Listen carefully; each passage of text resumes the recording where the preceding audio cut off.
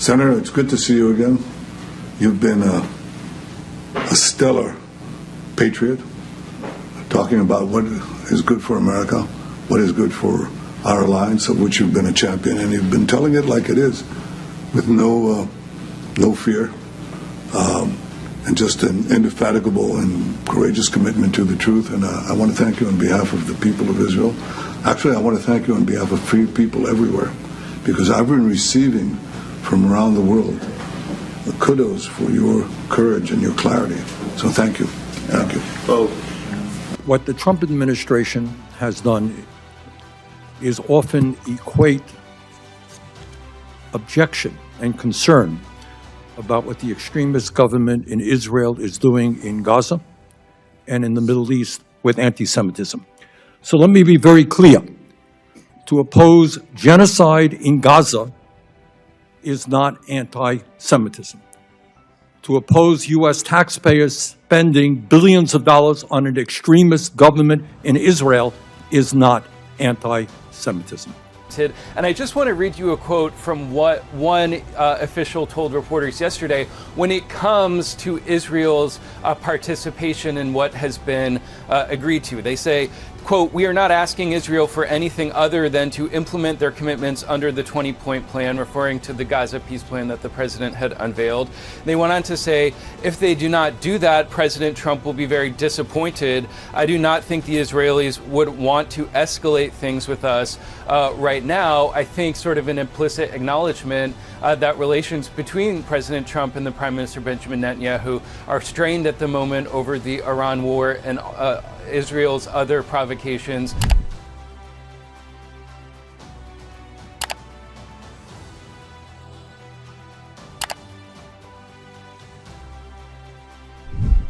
Nasib Israel semakin di ujung tanduk setelah kehilangan dukungan dari Amerika Serikat.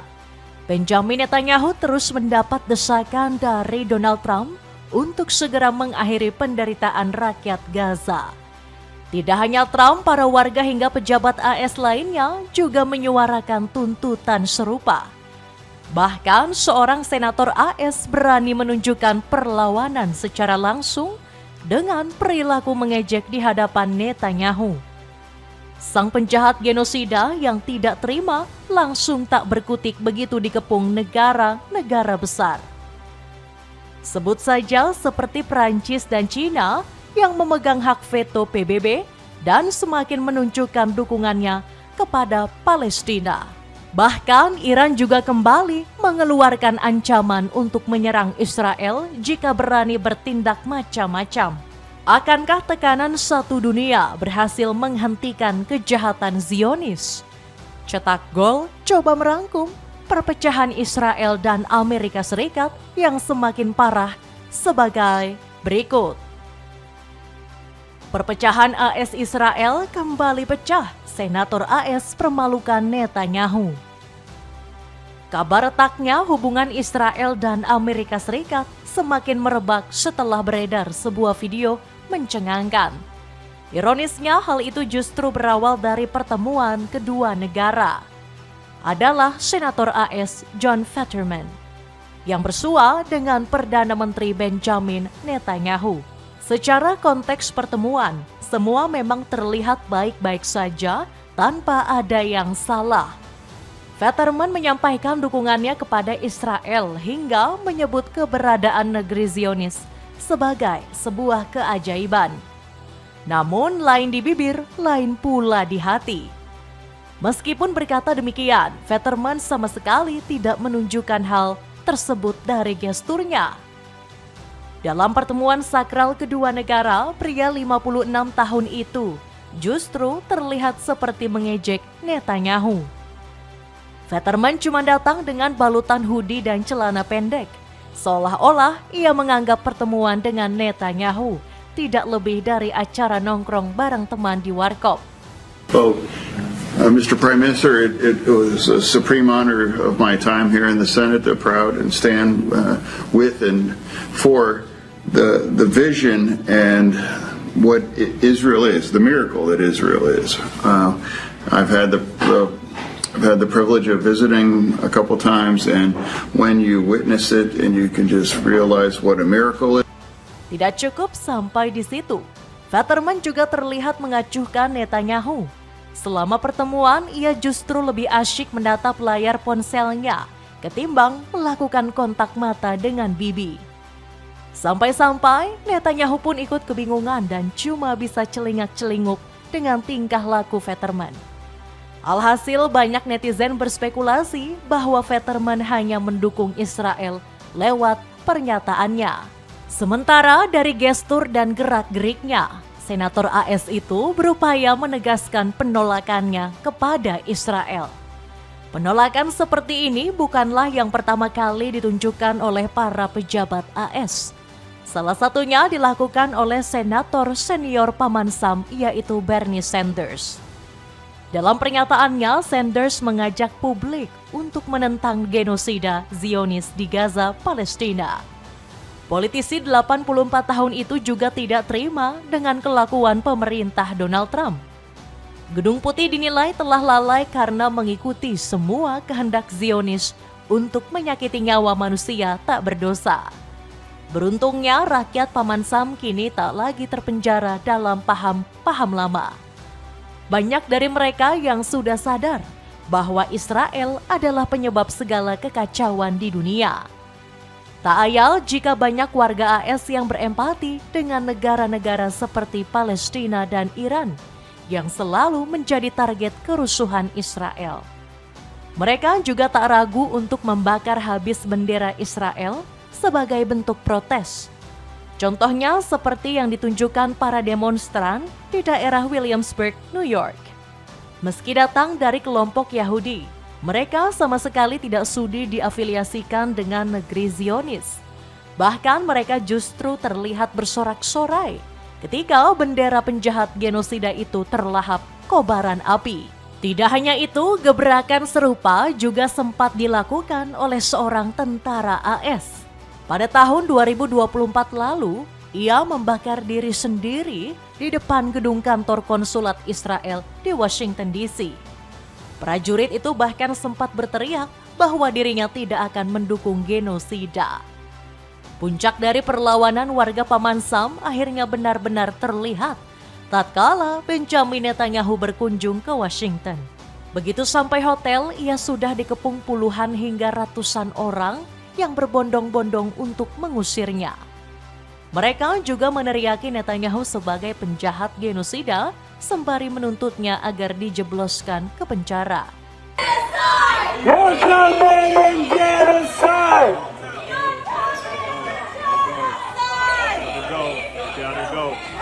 That's your you can't hide! Di sisi lain, kecaman serupa juga datang dari para pejabat AS lainnya.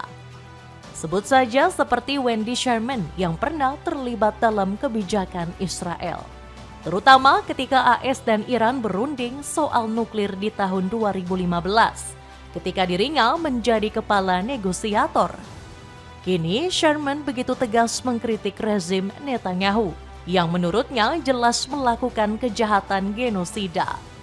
Berkat perlawanan dari seluruh elemen Amerika Serikat, Senator Bernie Sanders yakin bahwa Israel tidak akan bertahan lebih lama lagi.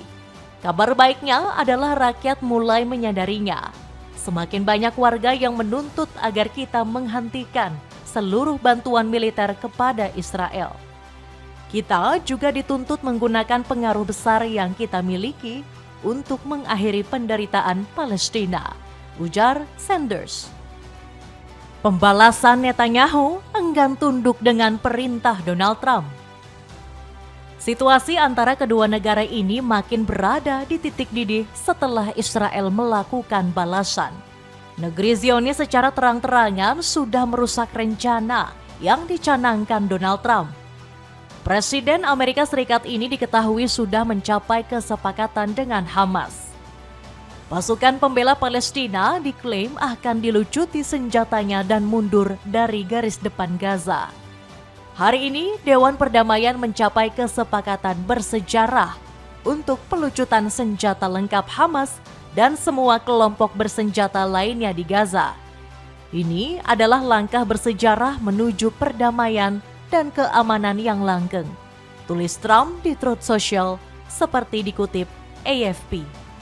Namun mundurnya Hamas bukan tanpa alasan yang jelas. Mereka meminta satu syarat yang lumayan berat untuk bisa dipatuhi oleh Amerika Serikat. Syaratnya yakni Israel harus mundur juga dari Gaza setelah mereka meninggalkan senjatanya. Pengorbanan besar ini dilakukan agar rakyat Palestina tidak lagi mendapatkan teror dari Zionis. Kabarnya Donald Trump langsung turun gunung untuk mengatasi masalah ini. Presiden AS ini memberikan titah kepada Israel untuk segera menarik pasukan dari wilayah para nabi. Sayangnya peringatan ini langsung ditolak mentah-mentah oleh Benjamin Netanyahu. Sang Perdana Menteri gak rela menyerahkan wilayah Gaza secara cuma-cuma. Gak cuma itu, Israel bahkan berani menantang Trump dengan memberikan ancaman. Dilansir dari Anadolu, Zionis meminta agar Amerika tidak terlalu ikut campur dalam urusan internal Israel. Hal yang wajar jika Netanyahu ogah menyerahkan wilayah yang sudah diusahakan sejak dulu. Sang Perdana Menteri sudah berambisi menguasai Gaza sejak Oktober 2023 yang lalu. Jadi pertanyaannya, apakah Israel bakal rela kehilangan dukungan Amerika hanya karena rebutan Gaza? Sepertinya Trump terlalu percaya diri bisa mengendalikan Israel sepenuhnya. Alasannya selama ini Netanyahu lah yang justru memanfaatkan kekuasaan Trump. Contohnya saat Israel mulai memantik api peperangan di Timur Tengah dengan menjajah Gaza. Saat itu front perlawanan seperti Hamas, Hizbullah, dan Houthi mulai terbentuk. Untuk mengatasinya, Netanyahu memutar akal dengan mencuci otak Amerika Serikat. Pihak Pentagon ditawarkan berbagai kerjasama dan keuntungan jika bekerja sama dengan Israel.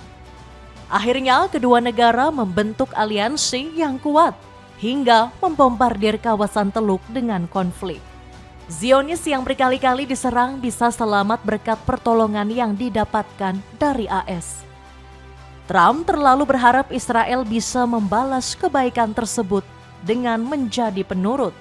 Selama ini, Israel bukan negara yang bisa diatur jika mereka nggak merasa diuntungkan. Maka dari itu bukan hal yang aneh jika sekarang Netanyahu kembali menolak tuntutan Trump. Akan tetapi hubungan dua negara sejoli ini menjadi di ujung tanduk gara-gara hal ini. Menurut CNN, Trump gak terima dengan respon yang diberikan oleh Israel. Seorang pejabat AS yang gak disebutkan namanya tegas memberikan ultimatum. Israel disebut akan memancing api peperangan jika menolak perintah Trump. And I just want to read you a quote from what one official told reporters yesterday when it comes to Israel's participation in what has been agreed to. They say, quote, "We are not asking Israel for anything other than to implement their commitments under the 20-point plan," referring to the Gaza peace plan that the president had unveiled. They went on to say, "If they do not do that, President Trump will be very disappointed. I do not think the Israelis would want to escalate things with us right now." I think sort of an implicit acknowledgement that relations between President Trump and the Prime Minister Benjamin Netanyahu are strained at the moment over the Iran war and Israel's other provocations in the region that he sees as threatening the truce, not only with Iran, so insofar as it exists at all, but also this plan with Gaza. And so, kami tidak meminta Israel melakukan apapun selain menyetujui rencana 20 poin yang sebelumnya telah mereka sepakati sendiri. Oleh karena itu, kami sangat yakin mereka akan mematuhinya. Jika tidak, tentu saja Presiden Trump akan sangat-sangat kecewa, ujar pejabat AS. Perang di antara kedua sahabat ini bahkan diprediksi akan sangat pecah dalam waktu dekat. Pasalnya, baik militer AS atau Israel sudah mengumbar serangan satu sama lain. Al Jazeera baru saja membocorkan kelakuan Israel yang menusuk sekutunya sendiri. Dalam sebuah video, militer Zionis sudah berbuat semena-mena dengan mengambil alih rumah salah satu dokter AS di tepi barat. Tindakan ini dilakukan dengan sangat keji, karena sang dokter hanya diberikan waktu 1 jam untuk mengosongkan tempat. And I just want to read you a quote from what one official told reporters yesterday when it comes to Israel's participation in what has been agreed to. They say, quote, "We are not asking Israel for anything other than to implement their commitments under the 20-point plan," referring to the Gaza peace plan that the president had unveiled. They went on to say, "If they do not do that, President Trump will be very disappointed. I do not think the Israelis would want to escalate things with us right now." I think sort of an implicit acknowledgement. Mendengar aksi ini, Gedung Putih justru menolak memberikan respon.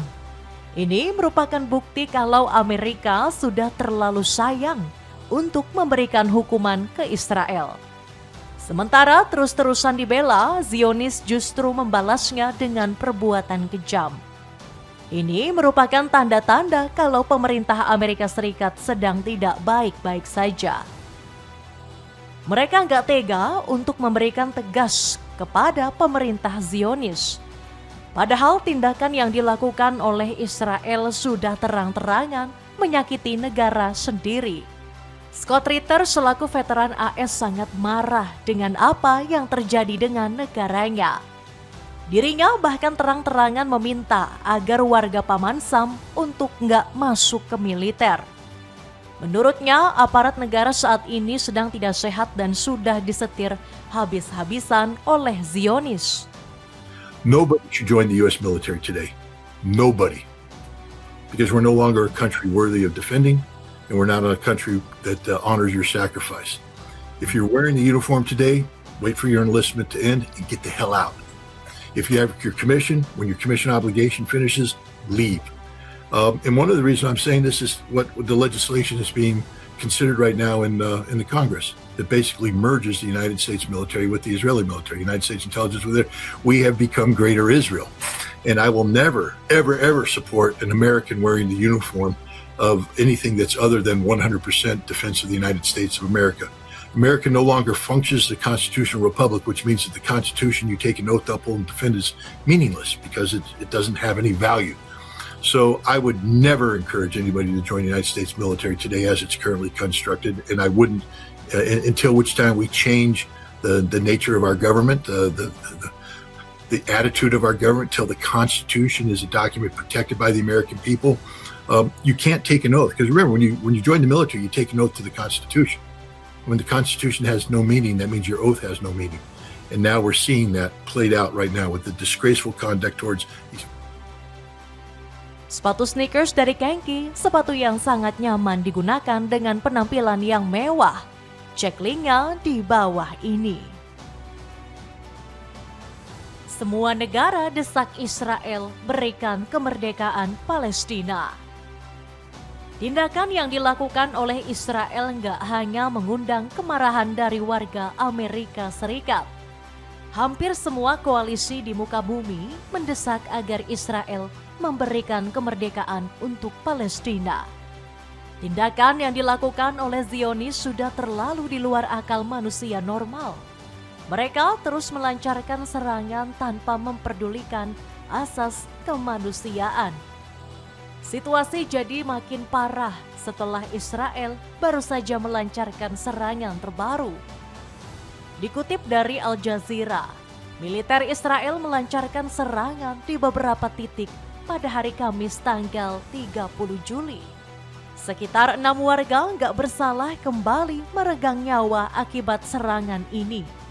Secara total, serangan Zionis sudah mengorbankan 73.000 nyawa sejak Oktober 2023. Anehnya, serangan ini dilakukan saat Amerika Serikat sedang mencari kesepakatan dengan Hamas. Ini membuktikan kalau Israel sama sekali nggak kapok dengan penderitaan yang sudah dia terima. Sejauh ini, Israel bukannya nggak mendapatkan tekanan sama sekali dari beberapa negara. Sebut saja ada benua Eropa yang sudah muak dengan aksi kejam Zionis. Kaja Kallas selaku Menteri Luar Negeri Uni Eropa dilaporkan sudah melancarkan aksi. Kallas terus memberikan pembelaan kepada Palestina yang mendapatkan perlakuan tidak adil. Sang Menlu membandingkan perlakuan Israel dengan rezim segregasi rasial yang memerintah Afrika di tahun 1990. Saat itu tindakan dari kelompok rezim memang kejam. Akan tetapi mereka tidak melakukan tindakan yang brutal seperti yang dilakukan oleh Israel. Gara-gara sindiran ini, Zionis langsung malu dan mengambil tindakan. Mereka secara berani memutuskan segala hubungan dengan benua biru. Ini merupakan blunder besar yang mungkin akan memberikan kerugian besar untuk Zionis. Pasalnya, selama ini Israel terus-terusan mendapatkan dukungan dari Eropa selain dari AS. Di lain sisi, ada beberapa negara yang juga terang-terangan memberikan desakan. Salah satu dari mereka bahkan memiliki suara hak veto yang diperjuangkan di PBB. Sebut saja Cina yang meminta gencatan senjata permanen di Gaza. Hal ini disampaikan langsung oleh Fu Chong selaku wakil tetap Tiongkok di PBB. Cina juga menyarankan agar kedua negara tetap mengutamakan solusi dua negara. Ini dilakukan demi perdamaian abadi tanpa ada perselisihan lanjutan di masa depan. Gak hanya itu, Prancis yang memiliki hak veto juga lantang menyuarakan perdamaian Palestina.